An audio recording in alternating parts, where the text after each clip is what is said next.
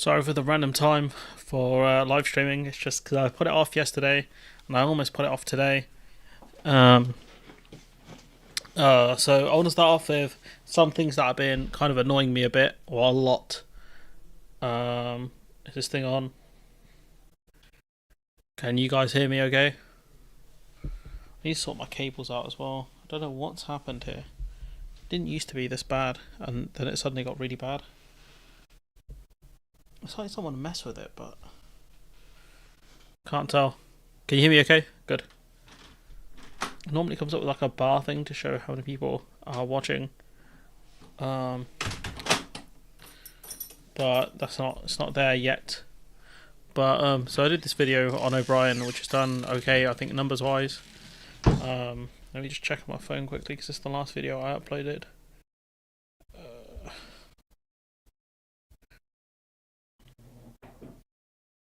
Appreciate people got work tomorrow. I also have work tomorrow, so yeah, it's done okay. Like, it's done fine, numbers wise. But you get some absolutely dodos, who comment, and it does piss me off a bit. And fair enough. If I actually look at the comments here, there's a lot of positive comments, but for me personally, I always get attracted to negativity. It's how I am. We're smoking the negativity pack.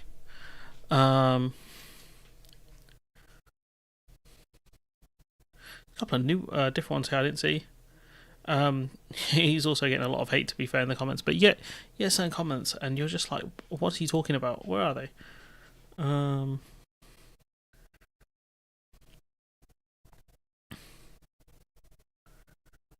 you got this one here. There was another one. There was another one as well, talking about how we're on the same team and whatever. Someone's saying they're going to unsub. Let me see if I can find it quickly. Here it is. Yeah, this is like a long-term subscriber. For some reason, it's not down here. Obviously, I didn't delete it. It's a bit weird, but I don't know if you can read it. But if you can't read it, some guy going, I'm also going to unsubscribe from your channel. Whatever your views on James O'Brien as a daily listener is obvious. He's on the side of the downtrodden. Obviously, me personally, I disagree with that. Yes, that's what I'm adding in here. He goes, yes, it's a phone-in program, and he gives a voice to those who wouldn't get a chance on any other media. He takes calls from vile right-wing maniacs, and he tears them apart. His public school was not a choice he made. It was his parents' choice. He got expelled from there. He declares openly he sent his daughters to public school, and has often explained why. He's just a broadcaster and writer. Surely there are many other public figures worthy of your attack than James O'Brien. I've, until today, enjoyed your videos. I leave disappointed in you. So, the thing with this is, I don't talk about other commentators and pundits that often in the context of critiquing media figures. There are people on YouTube or on mainstream media. There's most of my videos are not based on them, so I do them once in a while. And so if this person, I think this person is a long-term viewer, they should see that. But people get annoyed when you attack their idols and their heroes, and that's something I pointed out. I said to him, sorry I criticised your idol. I can see you're in a my team versus the enemy type. You're a my team versus the enemy team type of person. And they reply back saying, I would argue you have a very good point there. Whether that's sarcasm, I don't know. But point being is, like, I can't help people with this mentality. I can't think for you if you believe that. If you believe in the my team, enemy team. if this is your mentality, I can't help you. So I can't hear the audio feedback from my soundboard. That's what annoys me. So I don't know if stuff is playing. But if you're a my team versus the enemy team type of person, I can't help you. I can't. And you got this guy here. This person saying, I'm Canadian, I enjoy listening to this broadcast, that why you feel the need to attack him instead of all the enemies like Farage and Sunak is beyond me. Now, again, for some reason, right, if I do 8 out of 10 videos, or my videos can be on Sunak or can be on Farage, you do 1 or 2 videos where you critique other commentators in the space who are offering nonsense, suddenly you're a bad guy, you're a villain, you're not a good person. Like, what? Why are people so kind of tribal and silly that they don't get it? It doesn't matter who's peddling the nonsense, or it doesn't matter who's having a bad performance. If you're not doing your job properly, you deserve critique. If it's me who's not doing a good job, I deserve critique. That's fine. Now, I will get defensive, I will get annoyed, but ultimately, if it's warranted criticism, I will accept it. But for the most part, people don't get it. This, yeah, is the point. It's not Liverpool versus Man United, and if it was, the correct answer is Man United. What's the big deal? Is Brian guy beyond? That's what people think. People like people. People kind of think like, especially the ones that were good on Brexit. The pundits that were good on Brexit seem to get this sort of pass where everything they say is infallible. They're on my team. Again, I'll play that clip. My team, enemy team. They see it as my team versus the enemy team. That's how they see it, and it's kind of mind blowing because I'm just like, guys, it's not a team game like that. It's not a team game like that. What I want is policies, and if they don't want to push those specific policies, they're not on the team. And it's not going to be me saying, it's going to be a shootout with them, or I'm going to just constantly go after them. No, that's not true. But they are still a barrier. They are still a barrier to the policies I actually want, because they're going to enable Labour to get a majority. And do you think guys like O'Brien? Do you really think guys like O'Brien are going to actually criticise? Actually, going to criticise the Labour Party? Do you really, in your heart, do you really believe that? Because someone pointed out to him actually a messenger saying, "Are you happy to vote for Labour, who are a pro-Brexit party?" And from what I heard, it broke his brain a little bit.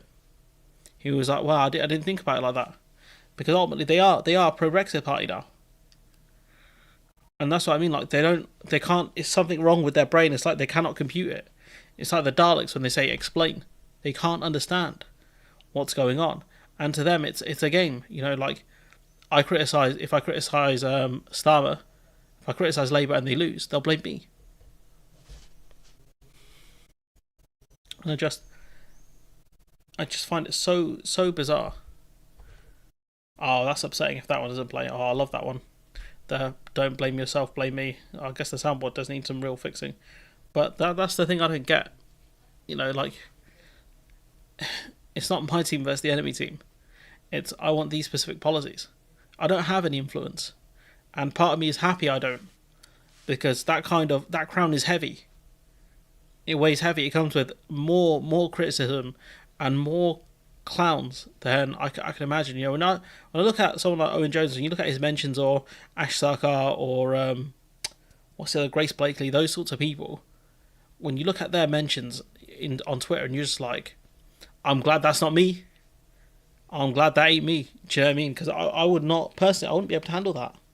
I really wouldn't. I've got a couple of clowns here in the comments, about 3 or 4, and I'm just like, what are you talking about? Like, genuinely, it's just mad. Like, this person here, you get, for anyone who's like, you're Canadian, like, stay out of it. Like, I don't, you have a right to look at any other country's politics and kind of say, like, I disagree with whatever leader's doing, blah blah blah. I think that's fine. As long as you have a good enough idea of what you're talking about, you're okay. But like, this guy here saying, why do you feel they need to attack him instead of the enemy, like Farage? Like, I don't get what this guy's talking about. And as I point out to him, like, I can do both. I do both. If you can't understand nuance, that's on you. I can't help silly people, because ultimately this person's a silly person. And it's okay to accept that there are shortcomings with James O'Brien. There are shortcomings with me, with any commentator. Everyone has a blind spot. Everyone has a bias, or everyone is biased, depending on what the correct pronunciation of that kind of stuff is. That's fine. Everyone's blind to some things, whether that's in politics or in professional life or in other things.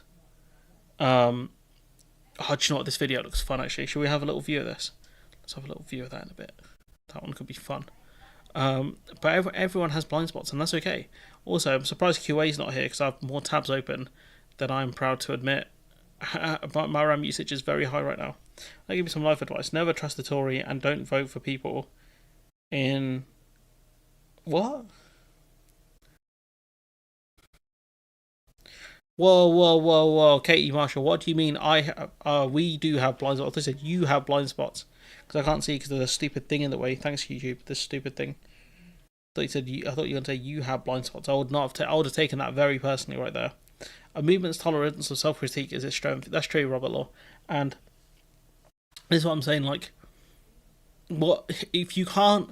When I offer, okay, not all of my videos will be great. There'll be times where it may get personal. That's on me. That's something I need to work on, right? But point being is when I offer substantive critique, and in that video I did offer substantive critique on O'Brien. I did mention the points where he is wrong, categorically wrong, where Labour have adopted the messaging of Nigel Farage and the far right. If you cannot combat that point, if you cannot take on those points I make and you just go for stop attacking him, he's on our team, right? There's no defence there. If it was a courtroom, you'd get thrown out. That's not a defence of the person, because I'm attacking their beliefs, their policies. Yeah, I know. I was just having a laugh. You can't defend a person in that way. If I'm saying this person is wrong based on what they've said here, and I give constructive criticism, and your own defence is he's on my team. He's on my team. Don't attack him. You're not a real person in the sense of you don't have your own beliefs. You don't have your own principles. What you have is my team versus the enemy team. I'm Team Red. I hate Team Blue. And therefore anything Team Blue do, I hate it. Anything Team Red do, I support it. Anything in support of Sir Keir Starmer. Anything against Rishi Sunak. Anything against Nigel Farage. And these sorts of people, they will not help the movement. Because they're not reflective. They're not reflexive. Or no, what's the word? They're not flexible in terms of they don't know how to combat ideas and policies. So what they do is they'll keep defaulting back to the nonsense. They'll keep defaulting back to the trash, arguments that they keep putting up with, and they keep losing. I've offered so much critique of Keir Starmer, so much substantive critique of Starmer, of the areas where they're going wrong, etc. And I don't do that because I hate them. I do them because I want these policies either abolished or implemented. That's it. That's the reason I say some of the stuff I say. And one of the reasons I'm so against the two-child cap, I think it's nonsense. And I had someone in the mentions kind of defending the two-child cap because according to polls it was popular, even though those polls were done well over a year ago. And if that's the case, then we should stop talking about. We should have stopped talking about Brexit ages ago. Excuse me, because in the polls it was still a fair swing towards kind of Brexit or fairly neutral. We should stop talking about it. But the only way to get change, the only way to change people's minds is to talk to them and explain why you believe the things you believe and hope that they can kind of see what you're talking about. Child poverty is not good. The two-child cap is not good. It discriminates against children effectively. Two-party system creates a kind of discourse that has nothing to do with policy. I think that's true to an extent, Kieran, but also I think PR systems can also do that. I think it just depends on the politics of the country and the media of the country as well. The media are the real key here, and that's something I actually discuss in a bit, depending on if we get to it, because I don't want to stream for too long, because I have work tomorrow. So it just kind of, it frustrates me to no end, honestly. And this idea that he fights for workers every day, like that's just wrong. But this, I mean, I can focus on a lot more, I guess, of the positive comments. But it's just not the way I am, and that's why I've kind of put out this community post. Because again, I can't think for people. I can't. It's not the way I am. Like, no one can do that for you. No, I can put the best information, the best criticisms, the best of anything in your hand. If you don't take it, if you don't accept it, there's nothing more I can do. When it comes to, the analysis I offer, when it comes to other people in the space or radio presenters who I think are doing a bad job, if you can defend, against the substance of what I'm saying here, that's fine. I'll be annoyed because it means I lost, but I can eventually accept that. If you're gonna defend them based on the fact that they're on my team, I can't accept that. And it very much feels like at times it's me versus 10,000 clowns. It's just wild, and it is exhausting when you look at other people and other channels poison the space, and you're just like, what am I supposed to do here? We don't have the same level of party loyalty here anymore because of healthy public debate.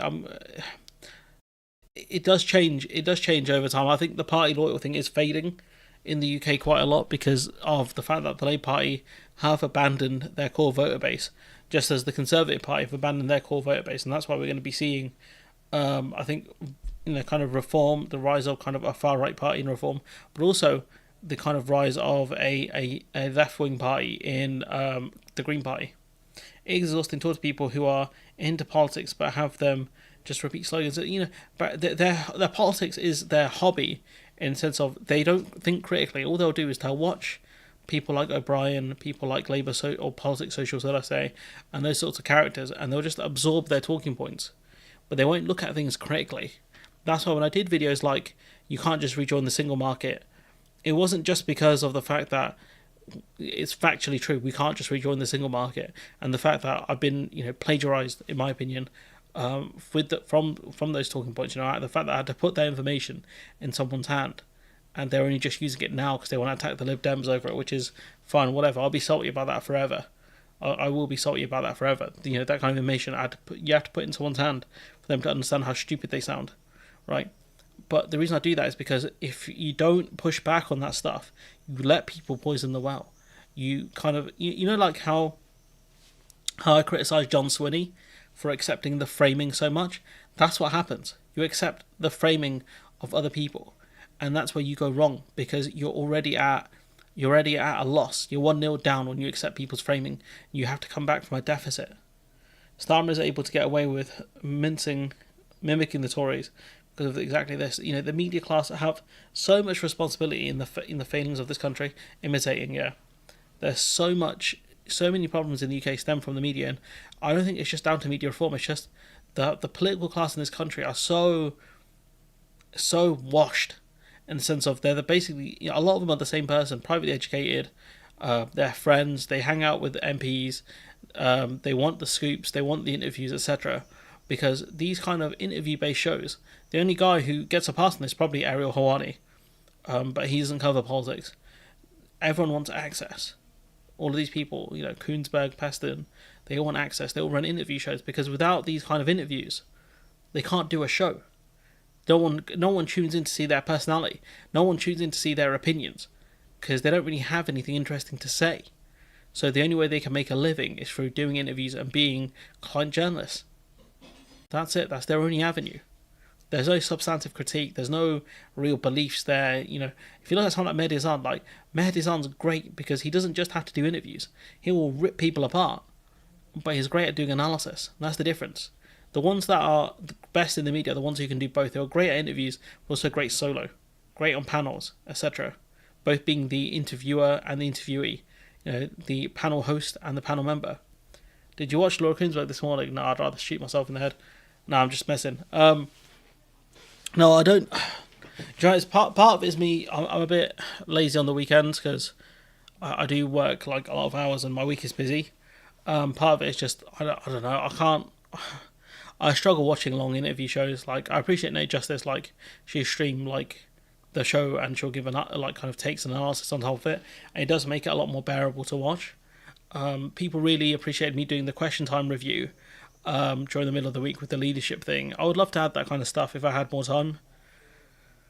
But some days it's just I just get home, I'm asleep, or I'm just exhausted.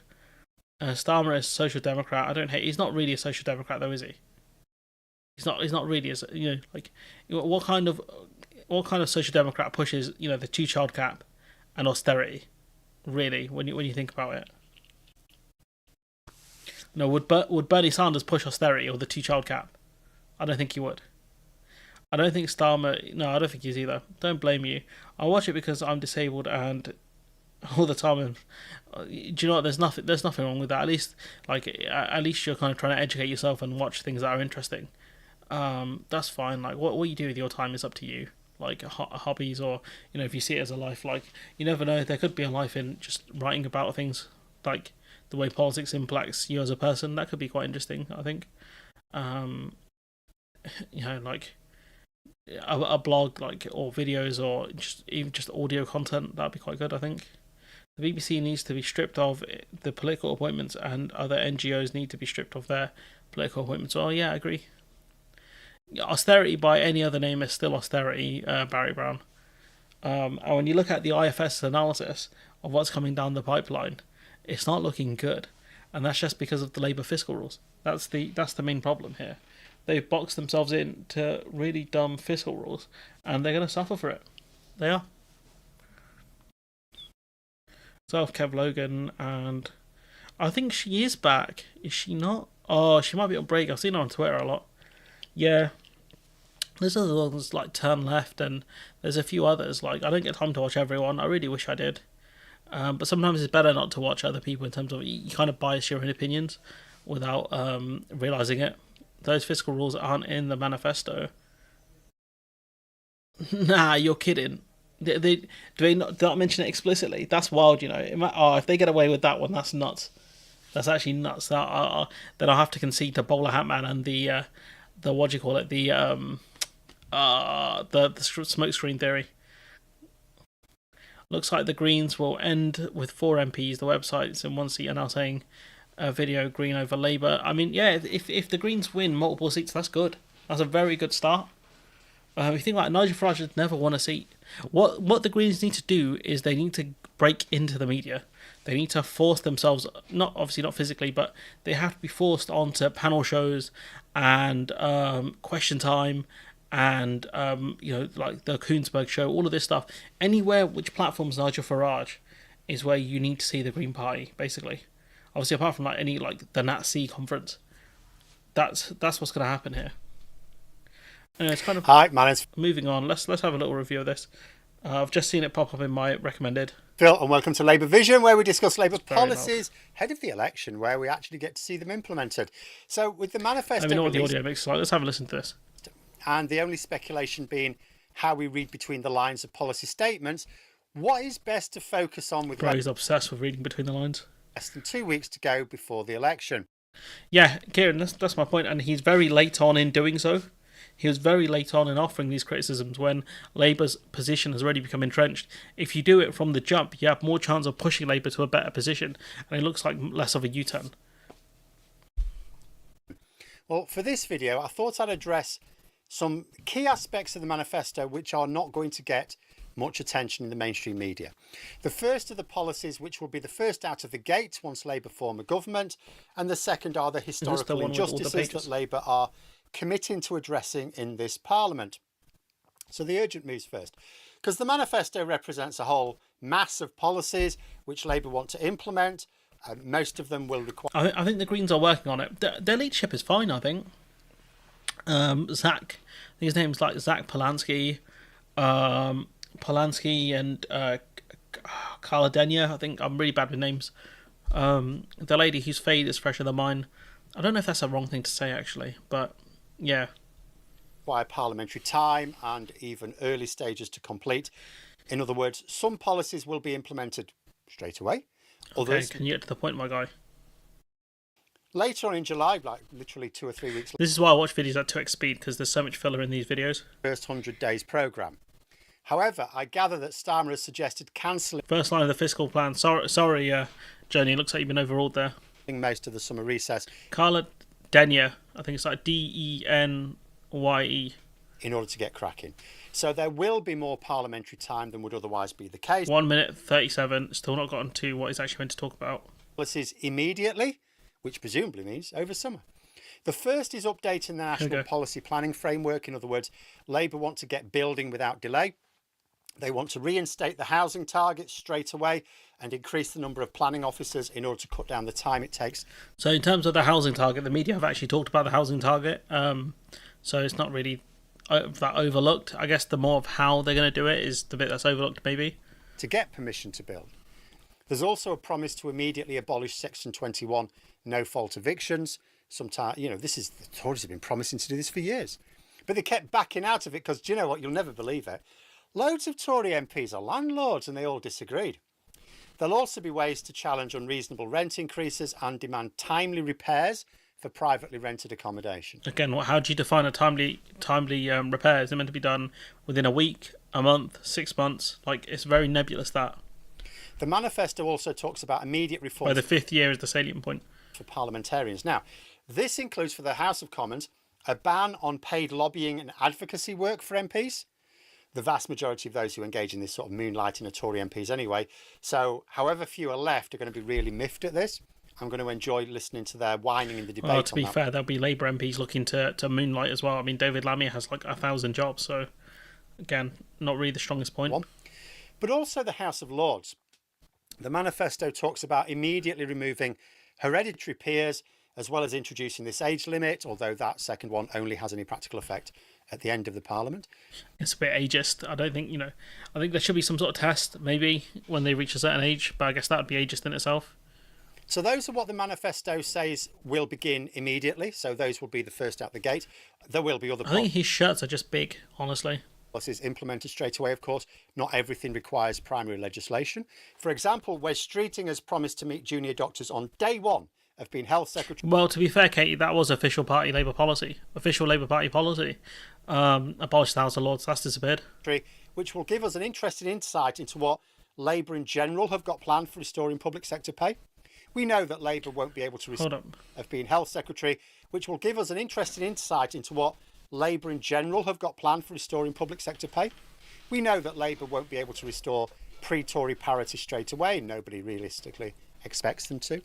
But there should be a plan which gives the workers the confidence that actually their pay is going to get back up to where it should be. And there is no plan that gives that kind of confidence because Labour keep arguing we can't afford that. And so, given the fact that Labour keep pushing the credit card angle and all of this kind of stuff, I don't get why you'd be so confident in the belief that Labour will restore pay parity. So that'll be a one to keep an eye on. Another interesting part of the manifesto, though, and again, massively overlooked, in fact, almost completely overlooked, are the way Labour are promising to deal with a number of historical injustices, as they describe it. So many of these are long overdue. One of the solid commitments is for the so-called Hillsborough Law. Amongst other things would mean, civil servants and so on will have to provide accurate information, no more cover-ups. One of the most egregious aspects of Hillsborough was the aftermath of the tragedy, where you had people, public servants, who were basically compelled to lie to the inquiry in order to shift blame away onto innocent people. It not only meant the delay of justice for too many years, but it inevitably created a great deal of mistrust between the communities who knew the truth and the authorities who were feeding a different line to the rest of the population. I mean, this is a good policy if it's implemented properly. There's some sort of legal protection. A stronger legal protection for whistleblowers. I think that's something Starmer actually did talk about. To be fair, in terms of it's not just Hillsborough either. You got the tainted blood scandal, the post office scandal, and obviously the Hillsborough one as well. That's three. I think they're the three most famous ones, more recent ones. Labour are also promising an inquiry into Orgreave, which is another Thatcher era injustice from my neck of the woods, where an army of police, and I mean an army, turned up to kick the hell out of some picketing miners. The manifesto is also promising to deal with the Windrush compensation scheme properly, the infected blood scandal, Grenfell, respond to the COVID inquiry properly. We know that Labour are promising to go after the money defrauded on scams such as the VIP lane during that time. Again, that's just cap because all the money's gone. It's all in limited companies. It's gone. Like you're gonna probably spend more money chasing after it than you will recovering it. There's also a promise to deal with the mine workers pension scheme. So lots of things. The only time I'd kind of comment on someone's appearance is when they're like in the media, like properly. Things that have been hanging around for far too long, decades, quite frankly, should finally see closure. And we also have to push the Labour government in this spirit to fundamentally change the way we look at these injustices, because we call them historical injustices because they've been going on for too long. But there are new ones springing up all the time. Are we just going to keep tidying up after these problems have been allowed to fester for decades? Or do we say, no, we need to deal with them as they emerge? So it's not the job of the party to do that. Shouldn't they inherently want to do that? If you're, especially if you're giving them such a big majority, what's your plan on pressuring them? I don't get it. And that's something I don't get why they're not talking about that more. What is the plan to pressure them? Especially on something which is something like that, where it's about scandals, where no government wants to be outed for scandals. If I was Labour, I would put in John Bercow in the Lords and ask him for a report on reforming it. And by the way, take about 5 years on it. Yeah, that sounds about right, to be fair. Injustice of wealth inequality. Does anyone else remember when foreign policy was a big election issue? Probably would be like around Iraq wartime, maybe. Maybe that's when it was a bigger issue. I don't know. maybe during the mid 2010s. Obviously, you had the potential invasion of. You had obviously the invasion of. Was it the invasion? You had Western support in my brain, Libya, and potential invasion of Syria. So yeah, I think it was during the mid 2010s and like 2005. What we can do is we'll watch this clip of Sunak getting wiped down by I think it's Nick Robinson, and then we'll do some stuff on Starmer, and then we'll probably call it a night because, as I've said, I've got work tomorrow, so. The nerve, haven't you? I don't want to be streaming past 10:30. Go at the Labour Party. You've raised our taxes by record amounts, £93 billion. You produce some figures, criticised by the boss of the Treasury, criticised by the chair of the UK Statistics Authority, criticised by the former head of the civil service. And yet you come to this interview and you repeat something that you've said that they all think is misleading. Because it's right. And the choice of this election is clear. We are going to keep cutting people's taxes. You'll see that in our manifesto. You've literally raised taxes to near World War II levels, and I would not be surprised, right? Because they haven't done any analysis on this that I've seen.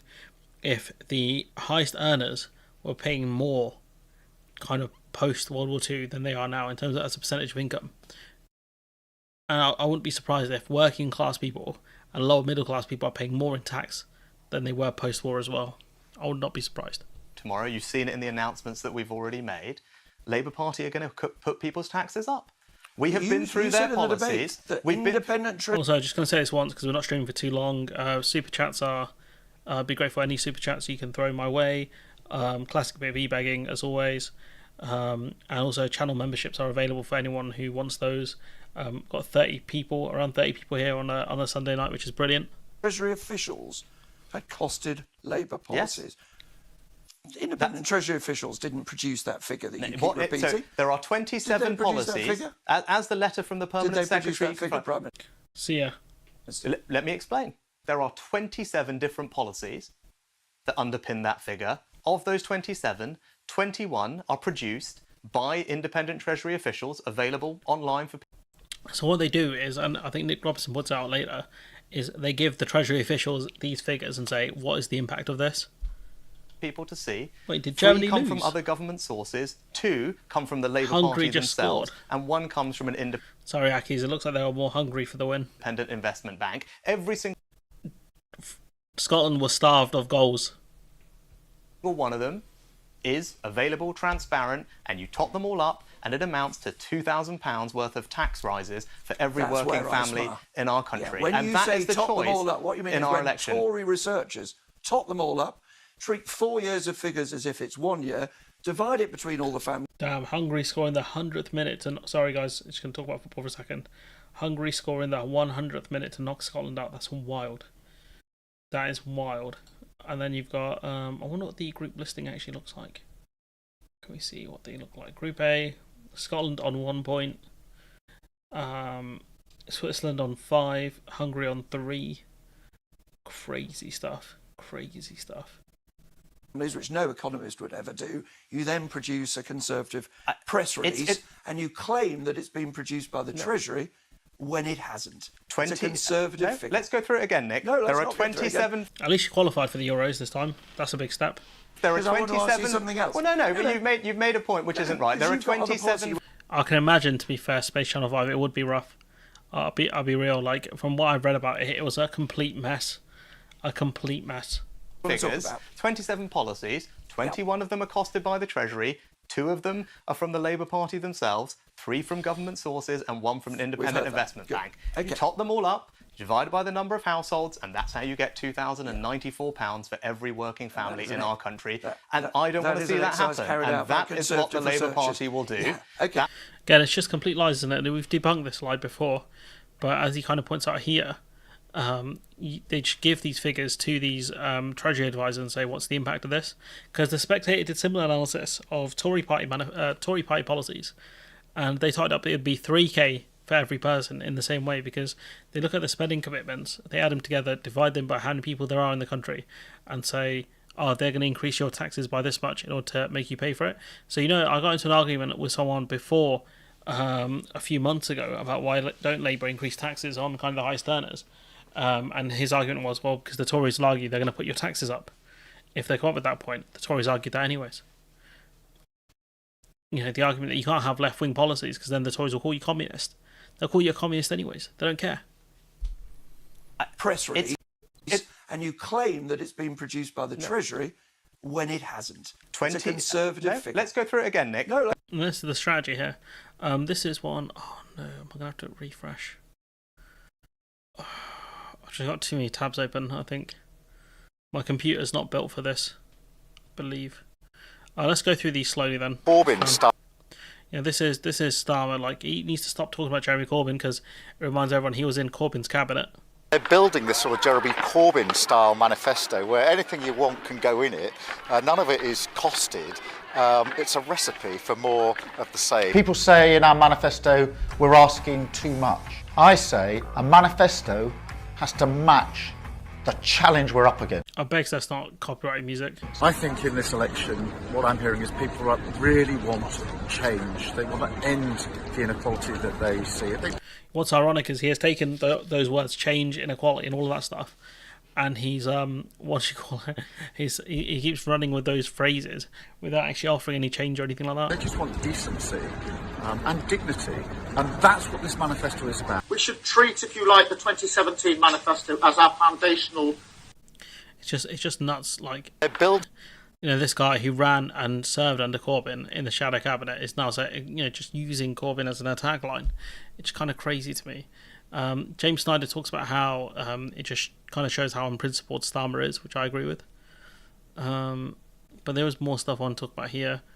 Labour just don't have an answer on this one at all. Conservatives clearly haven't learned their lessons from less than 2 years ago when Liz Truss It does feel like he's a Boris Johnson Mark II sometimes, I'll be honest. You're forced to vote strategically across a number of choices in the PR, i.e. for yourself. What? forward with her disastrous mini-budget, which... Too many tabs. Your PC's running a lot warmer due to the time of year. CPU's clocking down. That's running... Possibly, yeah. Yeah, you might be right, actually. Nah, CPU's fine, to be fair. It's just a RAM. Crash the economy. The thing is, there's no point in me buying more RAM until I do a full PC overhaul, which I'm not going to do till end of year. I'll probably get like something in the 40 series. Yeah, don't talk about the tabs. I'll probably get like a 40 series GPU and a 40 series GPU and something like probably get like 32 gigs of RAM, to be honest.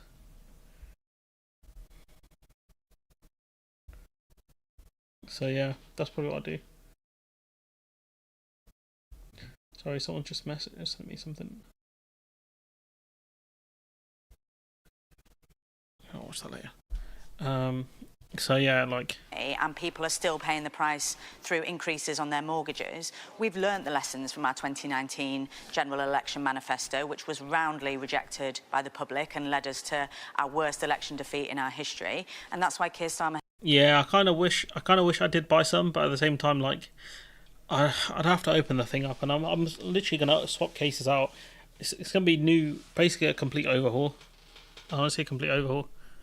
Has changed the Labour Party from top to bottom, and we're putting forward a manifesto that will be published tomorrow where every single pledge will be funded and costed, but will still deliver credible and radical change in people's lives. The Tories manifesto Fails to answer the question about Corbyn. Yesterday added up to £71 billion of unfunded spending. That's what I mean. They're asked about it now. They'll keep getting asked about Corbyn, and they don't have an answer. You know, there was apparently a grey book analysis of how all the initiatives would be funded, whether that was fully costed or not. There was a funding methodology there, and even the stuff that Starmer is promising, it's not fully funded in terms of there's no guarantee they will make the amount they think they will make through the windfall taxes, because it's based on oil price, oil and gas price, things like that. There's a lot of volatility there. Seeing what do you need to get 64 even if you have 32, you notice the difference. I'll think about it. I need DDR5 to be honest, but it's going to diverge into nerd talk at this rate. It's probably because I use Chrome as well. Let's see. He didn't attack it. He said the Tory party are offering a Corbyn-style manifesto. It isn't costed. He didn't say Corbyn's manifesto wasn't costed. He's making the point that after the pandemic, after trust, you can't offer a Corbyn-style manifesto. I think this is a parody account. It's called Up and Starmer, but I'm not sure. So yeah, I don't know. It's a weird tweet, but point being is like it doesn't make sense. That tweet doesn't make sense because you know what Starmer is saying is it's a Corbyn-style manifesto because it's not funded. It's not fully funded, so it doesn't really make sense. So I think it could be. I don't know. Maybe it's not a parody account. No, I don't think it's a parody account. I'll be honest. It feels a bit too real to be one. But yeah, there's more to discuss. Like I said, computer's chugging a little bit. Here you got Starmer recording it. Do you know what? Yeah, let's just skip this then. Let's talk about. See how long we've got. We can talk about reform instead. Actually, I want to talk about this betting scandal. Actually, this is probably worth talking about. This government will have integrity, professionalism, and accountability at every level. Let's talk about Rishi Sunak instead. That's what my computer seems to want. Leaving Partygate and Boris Johnson's leadership behind was Rishi Sunak's pledge as he walked into number 10. Trust is earned. This week, a gambling scandal has once again embroiled the party in sleaze allegations. Just 11 days out from an election date, insiders are alleged to have bet on. I got no reason. And this is potentially insider trading because they would have knowledge the public would not have, and that's one of the major problems. Reason to believe it's gone any further than what has been reported. But as I say, frustrating though this may be, the party have been given explicit instructions by the Gambling Commission that we should not be discussing this at all. They may have thought it was an ace up their sleeve. It could prove anything but for these senior Tories. Craig Williams, candidate and close aide to the PM, admitted to a flutter on the election date earlier in June. He denies a flutter. It's a bet. Like, you can frame it however you want, but it's a bet. Wrongdoing. Tory campaign manager Tony Lee and his wife, candidate Laura Saunders, are also under investigation by the Gambling Commission. She has vowed to cooperate. And today, the Sunday Times revealed that the Conservatives' data chief, Nick Mason, is also being probed, today denying wrongdoing. He and Tony Lee have taken leave of absence while the other two continue to campaign. Today, the Lib Dems joined Labour in calling on the PM to suspend the candidates. I think for many people it will remind them of the Partygate times where it was one rule for them and one rule for everybody else. Another headache to contend with this morning, a secret recording from the BBC of a candidate and MP describing the Rwanda scheme as crap. Okay? It's crap. He went on to say, but it's not about the policy, it's about the effect. And effectively, it's not having much of an effect. And this is the bit that makes me laugh the most. He told the BBC he was disappointed to have been recorded while being candid about the response to the policy. Labour were quick to capitalise, posting the first part of the recording as they today were criticised by their largest donor, the union Unite. And what we need is... It's a little bit weird how they put all this stuff together, Channel 4, I'll be honest. I did do a video on this that will come out at some point soon. I'm going to try and clear out these tabs, then do a manifesto review, because I think that would make the most sense. Let's see. Let's go for this then. It's about the quote funded contract that Nigel Farage is putting out between Reform UK and the people of the United Kingdom. It's amazing that boomers so often think that phones aren't what? Sorry, aren't a thing. Yeah, to be fair, it's a massive generational divide, isn't it? That is. Here's that economics and data editor, Ed Conway. Now, you've been crunching through all of the manifestos, looking at the numbers. What have you got for reform? Well, I'll give you the quick spiel first of all. And actually, so in terms of the question of whether the numbers add up, on the basis of the figures that they have given us in their contract. Yeah. When you look at the analysis he gives here, it's not looking good for reform. And when you look at when you think about the feasibility of, are these things even possible? It gets even worse. Contract.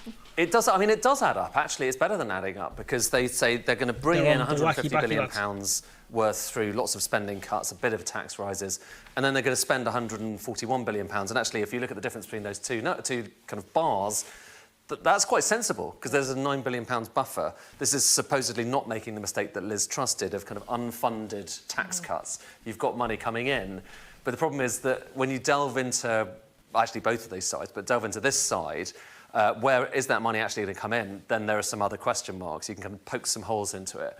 And in particular, well, first of all, the money going out, the stuff that you know, there's been lots of talk about, primarily is this bar here. So I know there's lots going on here. This is because it's every single part of their manifesto in numerical terms. But this is the biggest giveaway. It's kind of about £70 billion. And when you look at that, that's where the income tax, raising the personal allowance to £20,000, this is a big giveaway. This is a big giveaway, cutting stamp duty to zero, basically abolishing stamp duty for anyone. This one I'm very much against, this middle one. The top one I think is, if you can fund it, I'm not necessarily against that.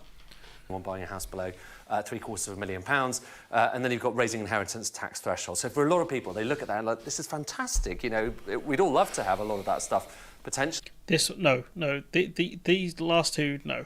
It's a nope from me, a yikes from me. This top one I'm fine with. However, in order for this to work, you've got to have this side of the equation working as well, and that means bringing in the actual money. And here, like I looked, so we can talk about the other things, but because time was of the essence, I looked at one of them and tried to kind of delve into it, which is the biggest thing. Like, are they, and this is basically, we think by slashing wasteful spending, we can raise £50 billion. Do you think there's that much wasteful spending in the NHS or in the public sector after the Tories have gotten through with it? Like, there can't be a lot left apart from really dodgy contracts. Like, genuinely. Okay. Right. Sounds great. Let's get right. It sounds great, and absolutely.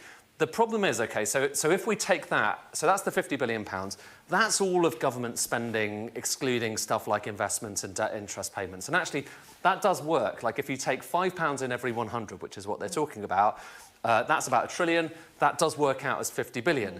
But the thing is that you can't really assume that... That's pathetic, five in every £100. I'll get you 10 in every £100. I'll double it, mate. You can... I'll cut down government waste like it's no one's business. Kind of economise on all of that. Because there's bits of that they definitely don't want to be cutting, like the state pension, £140 billion of it, state pension. There's bits they've kind of already committed the money from, so they definitely say they want to slash welfare. You can have a debate about how realistic that is, but they have already kind of got that money in another bit of the manifesto. So if you include it there, it's double counting. So you kind of got to get rid of that. That takes it down to 680. And then you've got other bits and pieces like defence and international aid. They do want to slash international aid. They want to kind of halve it. But again, they've already got that money in their pockets in another bit of the manifesto. So if we include that, that's kind of double counting. Defence, they want to increase. Health, they want to increase as well. But like giving the benefit of the doubt, you kind of really only have about £600 billion to play with. Still a lot of money, but if you're doing the same equation, and you could just say, oh, you need to have enormous austerity from this in order to make that, or you say, if you're going to kind of get £5 in every 100, then actually you're not making 50 billion, you're making 30 billion. Okay, and that, again, doesn't seem like a big difference, but then when you kind of... NHS spending £67 billion on government contracts they've got because they gave it donations. So I guess that's one area you can cut from. Yeah, that seems pretty easy to do. Plug it back into the equation, take all of this together. But this is the thing, this is where Reform need to actually articulate that, especially since Reform have, Tice talked about using not just the private sector, but also charities and NGOs. So I don't think Reform are going to get rid of those kind of wasteful contracts. Then you're not looking at 150 billion here, you're not... I do love the way they map this out, honestly. It does bring me great joy. Looking at a buffer, you're looking at the opposite. You're looking at that being 130, you're looking at it being smaller than the money going out, and suddenly you have a Liz Truss situation. They've Liz Truss there. I like the fact that that's become, is it an adjective? A way to describe something? Which is you've committed all this money to go out and you don't have the money going in. And this is really kind of trying to give as much of the benefit of the doubt to these sums as possible. And this is only looking at one of quite a lot of different measures. And there's no judgment on whether the cuts are right or wrong, whether it's the right or wrong thing. It's literally just looking at the figures and working out if they're plausible in any sense. Yeah, that's it. I mean, just literally... morality is second in this situation where you're discussing this kind of nonsense because it's not feasible in the first place. Just trying... Trusting the economy needs to get more traction. Yeah, Joni, you should trademark that. You've trusted it. To work out whether you could actually do... Trademark these. What they say that you could do. I mean, I suppose the only other thing to say is, like, the size of these is blooming enormous. Yeah. It's really big. Yeah. And actually, perhaps this is kind of one of the most telling charts. This is just showing you, and it's a representation of how much money Labour want to get out, how much the Conservatives want to get out, how much the Lib Dems want to get out. And from the height of these bars, you get a sense of just how ambitious or realistic the plans are. Hey, not bad, Barry. That's pretty good. That's reform. OK, so it is more than 10 times what the Conservatives are talking about with their tax cuts. The only party that comes close, actually beats them on this, is the Green Party, which want to raise taxes and spending by enormous amounts to kind of change the nature of the state. But that's, I mean, for me, that's a really striking chart, because it's like, here is the mainstream, and then here is those on the fringes. I have to say, like, if for every one of these, it's like the least likely to form the next government, getting closer to you, and then the smaller the spending commitments. Yes, I feel like that kind of, it says quite a lot, perhaps, about how realistic they think their chances are. I think it's more, these parties are looking at a fundamental change of the economy and the government, despite the fact that reform is complete garbage. And the Greens' pledges are far more plausible. It just depends on the methods that they're going to use. Fantasy economy from all the parts. I don't think the Greens one's that bad, I'll be honest. It does, but you know what? I mean, like, I do think it's easy. In terms of looking at a wealth tax, in terms of taxing the super rich, you might not get the exact amount you want to get, but at least it'll be better than just leaving it in their bank accounts, I'll be honest. Pick holes in the reform. Top chat censorship, see live tab. What? I mean, and to be honest with you, I've just picked one hole. There's literally no mods here apart from me, I'm pretty sure. There, and prodded a bit, and then there's this enormous gap. You can, and probably we can do the same, with all of those policies. But they are at least, I mean, I think I can bring it up. They are at least raising some questions about interesting issues here, which I think a lot of people would like to discuss. I mean, I talk about immigration. I think we were just talking before about whether their immigration plans are actually consistent with getting. So the question is, what do Reform want? And this is it. Hello, good evening. Let's talk Reform UK. A poll tonight has them level pegging with the Conservative Party. They leapfrogged them in a survey last week. And I know that right now there'll be people shouting at their screens, saying things like, it's just one poll, and why is the media so obsessed with Nigel Farage? I explained before why the media are obsessed with Nigel Farage, because the media business. I think Nigel Farage does good numbers. Do I have anything to back that up? Yeah. My source is that I made it the fuck up. But anyways, I think it's because of numbers, honestly. I think that's why they bring in Nigel. And one of the reasons why he does have such, why the Reform are polling well is because they need to keep promoting them. Farage. They give them free advertising. And of course there'll be others who will quietly put a cross in the box next to Reform at the election. For many reasons, but probably mostly because they just can't bring themselves to vote for the Conservative Party. So today we will be talking about Reform UK, particularly. The SNP have the right idea, tax bans across the income scale. In Scotland we have 6. I mean, aren't the Greens looking at something similar to that by, putting what's it called, higher taxes on the rich? They are either increasing the top band of tax or they're adding an extra tax band. As it's their manifesto launch. Look, it's not really a serious manifesto from a party that thinks they'll be in government and will have to make the sums add up. Some of these...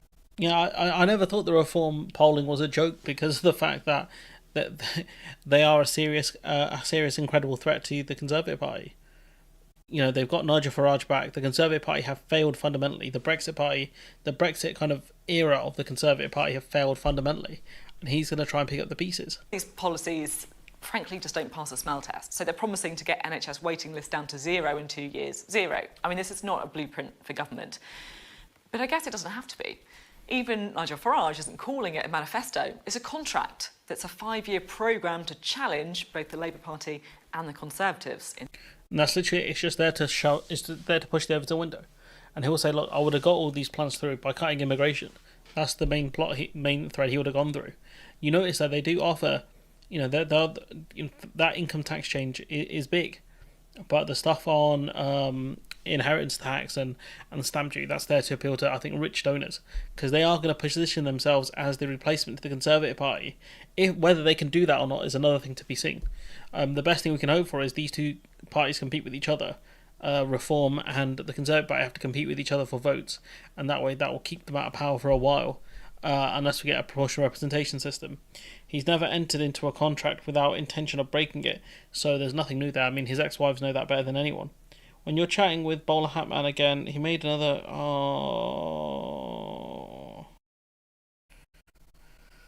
Why do the audience hate me so much? Why? I don't deal with... I hate dealing with clowns. He's not just clowns, he's moronic. That man's moronic. He's so dense, light bends around him. If Cameron didn't call the EU referendum, they would have been in power. I don't know about that, Euro, to be honest with you. I think that's what guaranteed them the 2015 election. So I disagree. I disagree with that. It is not be a manifesto. It's a company. Yeah, that's true. It is a limited company at the end of the day. His words. And here's the thing. You know, they're not aiming to run the country. I don't think do you know what? I'd happily go against Phil, Femi, Graham, maybe even Tansky. I'm not debating Bowler Hatman again. That man's like, he's beyond help. Because when you listen to the stuff he says, that's a guy who will fundamentally deny reality. That guy. And so yeah, I'm not going to debate a guy I'm 2-0 against anyways. They're aiming to steal as many votes as possible from the Conservative Party, and as a result, to change the parties have leaders and members. Reform UK have owned. That's true. Yeah, you know what? Yeah, he has an open door policy. As he said. Just at him on Twitter. If you haven't got his Twitter, I'm sure I can dig it out for you, or you can find it on his YouTube channel. Political weather. Net migration of 0, NHS waiting lists at 0. I mean, who needs a serious programme for government if a deeply unserious one will do the job? Let's have a look, shall we, at what is in Reform's manifesto. The past of Westminster State needs billions spent on repairs. Conservatives have been dragging their feet over it, what to do. Mog wants to do it the more expensive. I don't know. Well, I guess that the taxpayer will end up paying for it. I should say there are some quite interesting policies in here as well. So the first thing to say is, unsurprisingly, there was a big emphasis on migration. So they've already talked up this. No, I'll be real, guys in the audience. I'm going to take my glasses off this because that's how much pain I was in. That man does not live within reality. You know, he talks about opium. He is high on a supply of that. That man does not exist. Like when you go, like any of you guys go back and watch that debate when I talked about austerity, when I talked about the 2-child cap, all of this stuff Labour are saying they're still going to keep, right? He called it a smokescreen. He said, "No, you don't get it. They're just saying this to win the election." That's how in deep this man is. Like he's very much in the Labour will fix everything kind of camp. When you know the only way we can do that is if we pressure them. But if you give Labour this huge victory here, this huge majority, why would they listen to you? You're a nobody. They don't need you. They might not need your vote for 10 years. Forget 5 years, for 10 years, depending on how long they're going to be in government for. Why would they listen to you in that time? Especially when you want pro-EU stuff. Labour have said they're not a pro-EU party. You know, he's a guy who pushes the single market nonsense. He pushes the idea that the UK can rejoin the single market. He pushes this idea, this nonsense that I've debunked time after time after time after time again. He pushes it, right? So if it's possible, how come Labour aren't going to push it? When does he think that's going to happen? 5 years? 10 years down the line? Genuinely? You know, the proportional representation stuff, he's a big fan of proportional representation. Why would a party that's on track to win around 40% of the vote and it's going to give them a stonking majority, what incentive is there for that party to do proportional representation? What incentive is there? Genuinely. If you are in a PR system and you won 40% of the vote, you're nothing. You're the biggest party in a coalition. And if you look at the current polling for Reform and the Conservative Party, it's about 36%. It's at around 36%, and that's them at a low ebb. That's them, hemorrhaging votes that's the Conservative Party hemorrhaging votes to Labour. What happens when them voters swing back? What happens when those voters swing back towards the Conservative Party or swing towards Reform? The Labour Party are going to be a much smaller force in a proportional representation system. There's a reason why Tony Blair didn't implement it, because these leaders, they think they'll go on winning forever. You got to think to yourself, right? Yeah, Rishi Sunak deluded himself into thinking he could win this election. When you look at his demeanour, when you look at the stuff he was saying, during the start of the election versus now, when you look at what the Conservatives were saying at the start of the election versus now, you could tell some of them had hope that they would either win the election or they would do good enough to maybe win a hung parliament. Now they know it's over.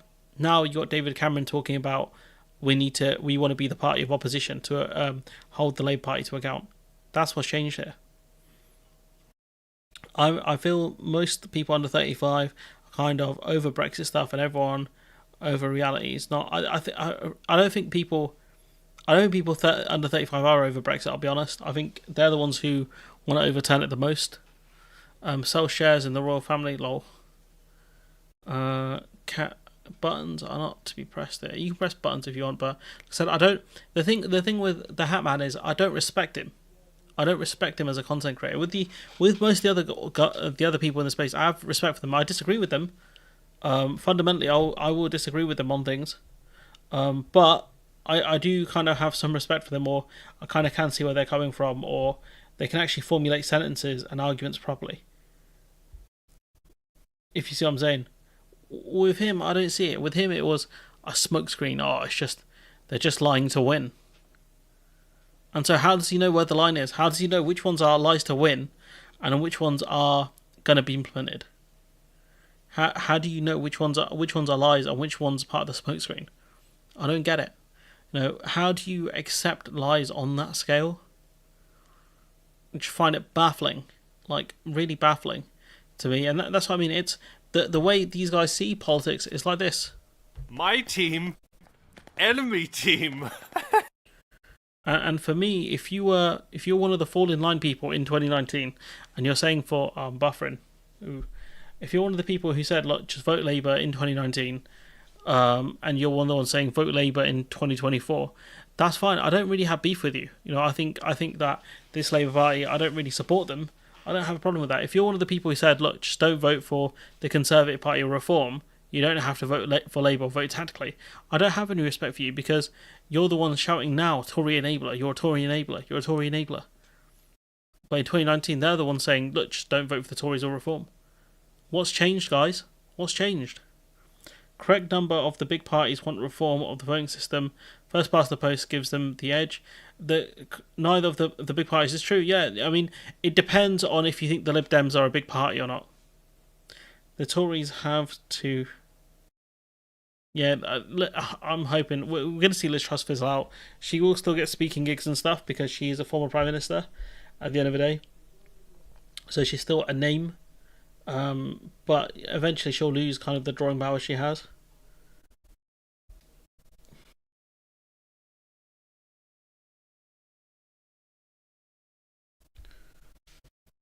So yeah, like I said, I don't respect the geezer. So like, for you guys that like as a joke, I'm guessing you're joking to say debate him or like run it back. Like there's nothing for me to gain there, because if you just watch the debate, just honestly just watch it, and just look at the stuff he's peddling, and you realise like this man is gone. Like his brain does not work. He's just a guy who hopes Labour will do the right thing. That's what he is.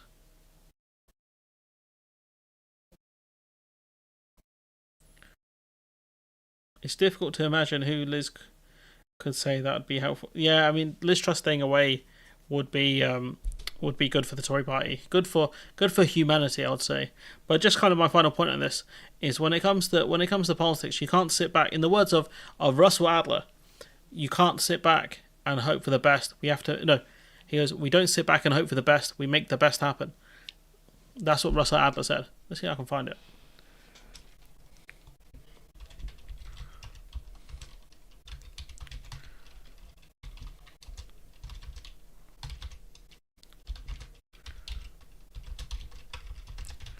My boy Russell Adler. See, have we got it? Oh no, it's just compilations. That's what I'm saying. But he says something on the lines of, we don't sit back and hope for the best, we make the best happen. Oh, that's a really cool Doctor Who edit, but I can't show you that because the music's copyrighted. But point being is like when it comes to politics, when it comes to most things, can't sit back and hope for the best. We have to make the best happen. It's difficult to imagine what I see. I'd happily debate him again, depending on what the topics are. Like at least he's a guy who has a brain. He's a guy who, I disagree with him on a lot of things, but you can tell his bias, his different bias kicks in when it comes to Labour, when it comes to certain policies and certain areas. But at least you can tell that his brain functions. Like with Hatboy, I think he's just a collection of things that he has read about and things that he just hopes will happen. The fact that he clings to a book from 2015 by Ian Dunt. Ian Dunt is an absolute clown, by the way. It doesn't make sense. Yeah, I mean, to be fair, he has accepted that, but the only reason I think he's pushing that now is because he's using it to bash the Lib Dems. He's just honestly, I don't want to spend like the whole stream like just bashing people at times. Like sometimes it's fun, sometimes it isn't. But like he's not a serious guy, and why would I waste my time on someone who's not serious? And you can tell that by the level of research he puts in and things like that. He's not serious. He's not serious. He's not put the spade work in that other people have, and it reflects in his content. My content over the last kind of year, especially since I've been working full time, it's not as good as it should be. It's not as good as I really want it to be. But at the same time, it still levels above certain other people's. Like even though I don't have time to do as much research as I used to, or dial in as good as things should be, I can still take on any one of these guys any day of the week. Because I've got a good foundation and I actually listen and talk to people. Whereas I don't think he does that. I think he just reads what he wants to believe in, and that's it. It's an echo chamber in his head. And that's sad. But, that's what Politics Social is. It's a massive echo chamber. It doesn't make sense. We must all go to the polling stations with the best interests of humanity in mind. Just vote with your conscience. Just vote with your conscience. Or what you think, if you want to vote Green, vote Green. If you've got, a specific Tory MP you don't like, then that's fine. Go vote tactically. Like, I don't care. The only thing I care about is that people go out to vote and you obviously registered to vote and things like that. Like, that's all I care about. Yeah, he claims to be... I don't think he ever claims to be objective, to be honest with you. I think he portrays himself as, like he has objectivity, but I don't think he does. And I think with Labour now, I think their poll lead is dipping a bit. Let me have a look at the YouGov voting intention. Let's have a look. Nah, to be fair, that's wiped down. Let's see. Let's have a look. It is dipping slightly. It's not, because obviously the MLRP polls I think are based on, they'll look at how specific people in constituencies are going to vote. But when you look at it there's a methodology change which I think causes Labour's decline a bit. So, but you do still get, statistical anomalies. You still get things like shy Tories, etc. Or I guess you'd have shy reformers, maybe. I'm not sure, but we are not that far out from the election. We're about 2 weeks out, or less than 2 weeks out, I think. Let me check the calendar. Yeah, we're less than 2 weeks out. A week and a few days, really. About a week and 4 days. Whoops. Let's reopen that. See, 7, 8, 9, 10. We'll say 12 days. We're 12 days out of the election. That's not that far. So, like if that polling dips more, then I think there should be concern. There should be worry, but I'm not sure. That's from the 13th of June, so it's quite old this day. So we're still waiting on YouGov to come out with the next one, I guess. Maybe they do it week to week. Let's see what they got. 13th, 11th. I don't know how they operate, to be honest. But yeah, we're still waiting to figure it out. Let's just finish this video. Let's just see if there's anything else worth really discussing, and then we'll call it a day because I actually need to get ready for bed soon. Let's take this one because I didn't actually cover it in the video. Let's end it with this one. As the Institute for Fiscal Studies said, it will lead to rising child poverty in the next year. Hundreds of thousands more poor families. Shy reformer sounds like an oxymoron. Yeah, I think it's just a thing where people may want to vote reform, but they might not want to say it in the polls because it's a taboo there. Losing £4,000 a year because of this two-child cap if they got more than 2 kids. You called the policy vicious. You said it was a heinous policy. I mean, what's Labour for? If it's not for tackling child poverty, why is this not in the manifesto? Well, of course, my views on that policy are well known and long-standing. You've just quoted back at me how I've described it in colourful language in the past. But equally, what will do nothing to help alleviate child poverty in this country. It's for politicians to make unfunded, unaffordable... Ed Balls, yeah. Ed Balls, former Labour MP, former Shadow Chancellor. Ed Balls there calling it out. You know, sometimes it's good, sometimes it's absolutely washed. Spending commitments. That Poverty Action Group says the two-child limit, more than any other policy, has driven child poverty to record levels. These people who are affected can't wait for growth, which you have your fingers crossed to achieve. Angela Rayner says it is obscene and inhumane, and Keir Starmer, back in 2020, said he would scrap it. Politics. But the IFS say that your child poverty strategy is going to mean child poverty goes up next year and the year after because you're not scrapping this policy. This is what I mean. Like, this is not for the Labour Party to be the party essentially of child poverty. It's just insane to me. Genuinely, like, I'm trying my best not to curse here. I am actually trying to do my best. I was really trying to keep it PG. But I'm just struggling here because for anyone, like, the people who are pushing this and saying, oh, you're a Tory enabler if you don't vote Labour or vote tactically or whatever, and then just saying, well, you know, you can't blame the Labour Party for the two-child cap because it was the Tories that implemented it. That's fine, but once you're in power, you can't blame other people. Once you're in power, it's up to you to get rid of the bad policies and implement good policies.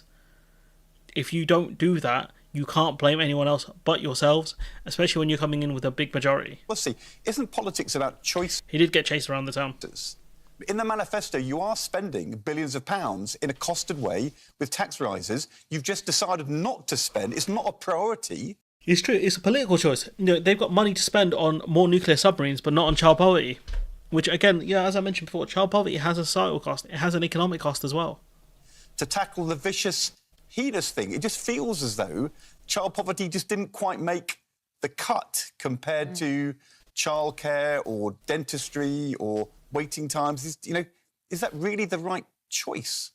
Well, of course, the IFS is making an assessment based on the interaction of the tax and benefit system. They're not looking at the bigger picture of how we're going to grow the economy when we've had... Why won't you say to us now? But you're the one saying, you know, forget growing the economy, yeah? That bit's irrelevant here. Is you're keeping children in poverty with the two-child cap. It doesn't matter if you grow the economy by a percentage point or 2 percentage points. You know, there's still going to be those children who are going to be impacted by the two-child cap and live in poverty.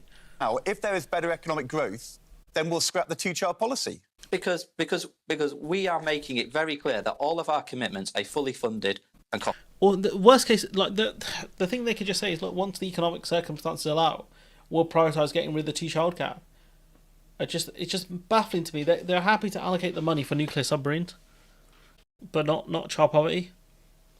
To be fair, I think the Labour did say they would scrap the universal credit, and lo and behold, it's not going to happen anymore, is it?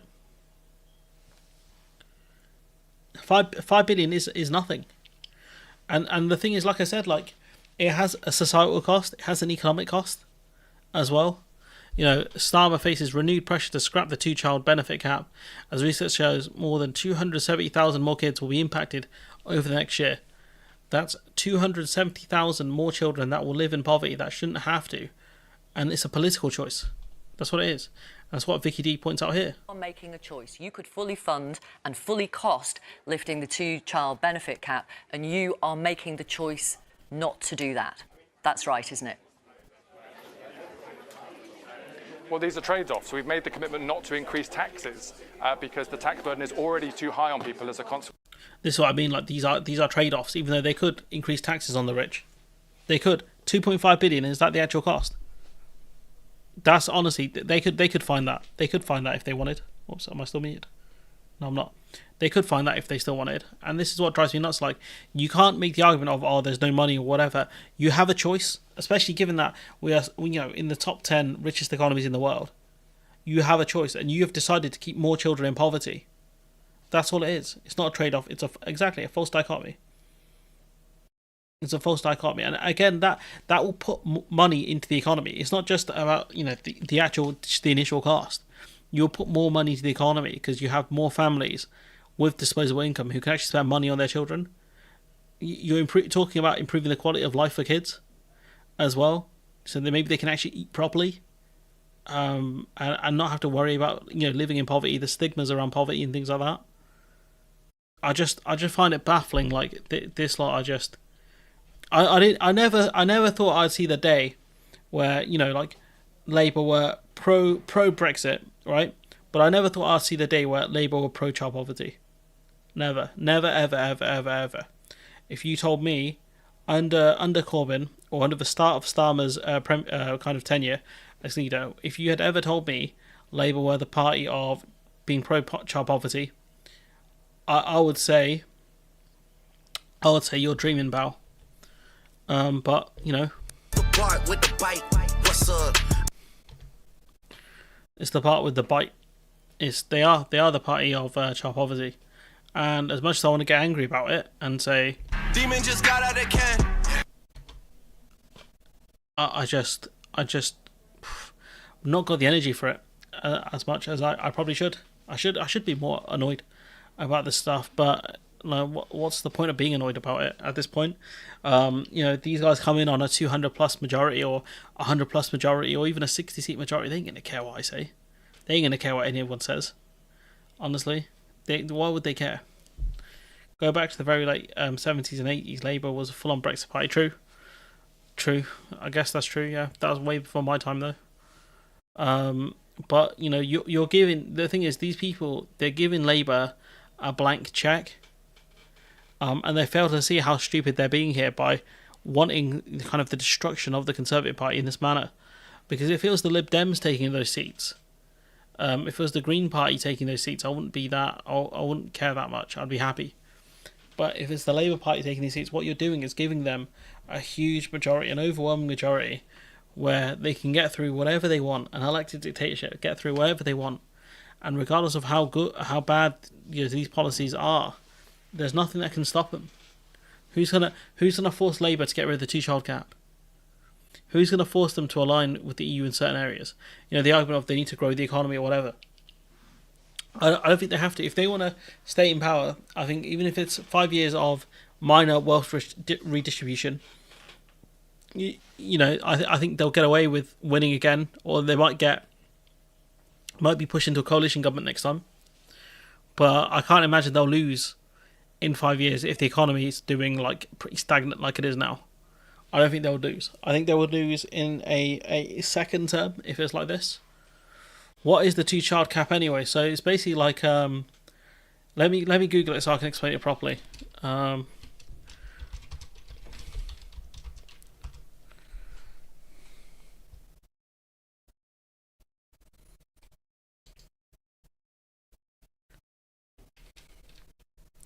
essentially what it means is child benefit is a benefit you receive if you have children and you earn under a certain amount. It'd be limited to those two children only. So only 2 children will receive the benefit of child tax credit. Even if you have, say, 3 or 4 kids, you would only receive money for 2 of them. What we learned in Scotland is people vote Labour because they are poor. Labour keep them poor, so they vote Labour. It's why we vote SNP. I think to an extent, I think that is true. Under New Labour, though, people were doing a lot better. I think that's the thing. Things were starting to take up a bit. I think things were ticking up a bit, but if you have more children like 2, you won't. Yeah, pretty much that. Honestly, you're pretty much that. Also, I want to call it a day because, like I said, it's pretty hot down here. I've got a couple of bits and pieces I need to do before I go to bed because I have work tomorrow and work sucks. That one of the reasons why I see Starmer walking away from being an MP in 2 or 3 years. So I think what could happen is that I think he'll probably resign as PM at some point during maybe the first term or maybe even a second term, and he'll stay as an MP. He'll probably get consultancy work or something like that as well, and he'll just kind of fade out.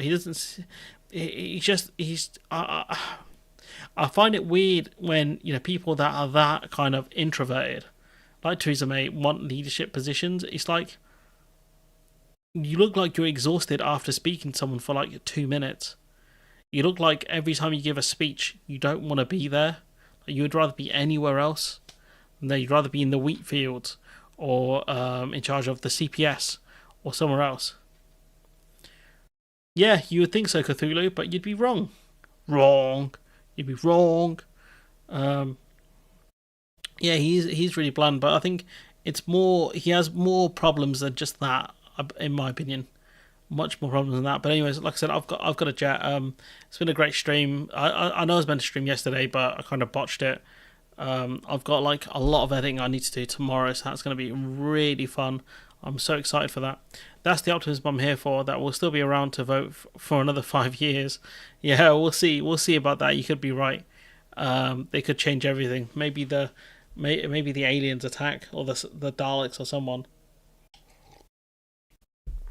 It could be the Decepticons. It could be anyone. But yeah, have a great week that's coming up, guys and girls and people. And I'll catch you probably next Saturday. I'm still building up the pizza chest war fund. What's it called? The war chest for the pizza fund. So that's going to be building, and then 4th of July we're going to be streaming. Going to be going hopefully all night, and then going to cover the election results. I'll probably start around like midnight, and then just go from there. I need to figure out when the first seats are normally called, and then we'll just watch the coverage. And I'll probably play some Master Duel or something like that, because I need something to fill up the dead air. And I'll catch you all next time. Bye bye.